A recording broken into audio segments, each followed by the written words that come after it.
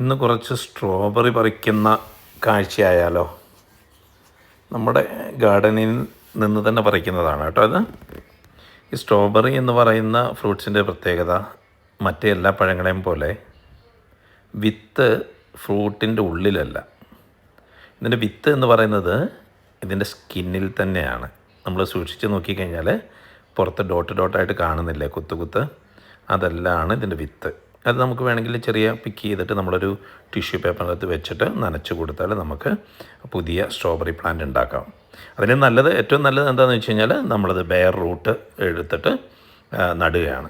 അപ്പോൾ ഒരു റൂട്ട് നമ്മൾ നട്ട് കഴിഞ്ഞാൽ ഇതിൻ്റെ വള്ളി ഉണ്ടല്ലോ, ഈ വള്ളി പടർന്ന് കിടന്നിട്ട് ആ വള്ളിയിൽ നിന്നൊക്കെ ഓരോ പുതിയ പ്ലാന്റുകൾ ഉണ്ടാവും. അതിന് റണ്ണർ എന്നാണ് പറയുക.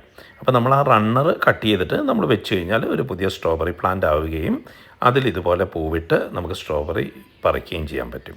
അപ്പോൾ ഞാനിത് മേടിച്ചത് ബെയർ റൂട്ടായിട്ടാണ്, റണ്ണർ മേടിച്ചതാണ്. എനിക്ക് തോന്നുന്നു സിഡ്നി അവിടുന്ന് ഇവിടുന്ന് മേടിച്ചതാണ്. ഞാനൊരു 500 ചോട് മേടിച്ചായിരുന്നു ഒരു 2 വർഷം മുമ്പ്. ആ കാഴ്ചയാണ് ഇപ്പോൾ നിങ്ങൾ കാണുന്നത്. വീണ്ടും കാണാം. Thank you. Happy Sunday.